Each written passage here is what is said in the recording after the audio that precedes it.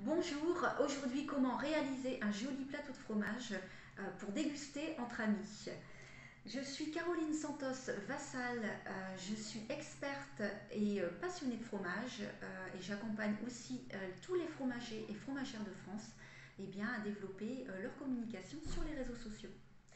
Donc aujourd'hui, ce que j'ai préparé, merci.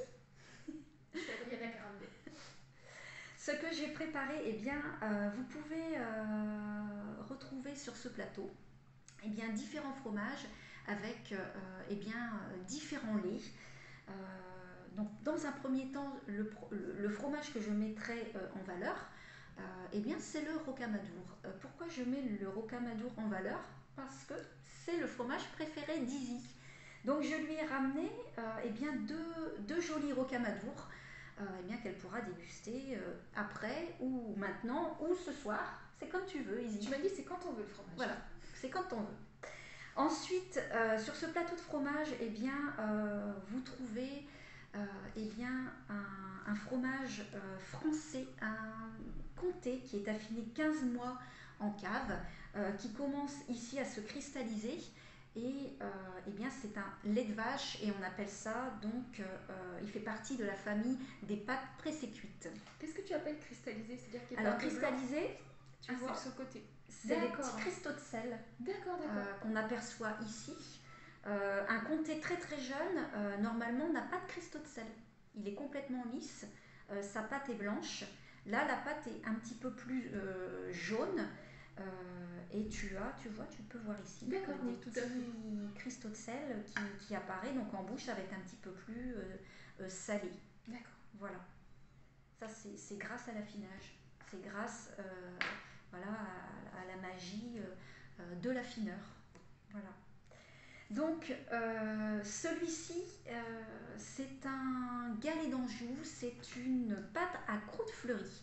Donc, pourquoi on appelle ce fromage, cette famille, un fromage à pâte à croûte fleurie? C'est parce que vous retrouvez en fait ici le blanc sur le dessus du fromage et on appelle ça la fleur. Voilà, donc j'ai voulu mettre en avant ce fromage parce que ça change un peu d'un camembert ou d'un chaours, etc. Ce fromage vient du côté des Pays de la Loire. C'est un fromage qui est très doux, crémeux en bouche, qui va rester très lisse également en bouche et qui a une saveur un petit peu plus de noisette en fin de bouche vers la fin de votre dégustation. Ici, un petit cœur de chèvre qui est des Hauts-de-France, parce que moi je suis des Hauts-de-France, donc j'avais envie de présenter un joli fromage à Izzy, pas un maroilles, pas un vieux gris de Lille, pas un fromage qui sent comme on dit, mais j'ai voulu lui proposer, lui proposer ce fromage, le cœur de chèvre du pays boulonnais, qui est un fromage également très doux, qui est assez lisse, qui n'est pas très affiné là, donc il est encore très lisse, il va être assez doux en bouche et très doux. Donc ce fromage en fait il plaît à beaucoup de monde et notamment aux femmes. Voilà. Qu'on peut accorder avec des fruits comme ici des kiwis et d'autres fruits également.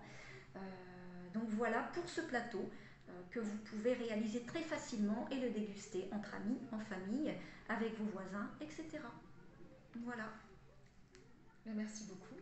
Et de rien. Maintenant, on va déguster. On va déguster. Chine. C'est mieux, non? C'est mieux.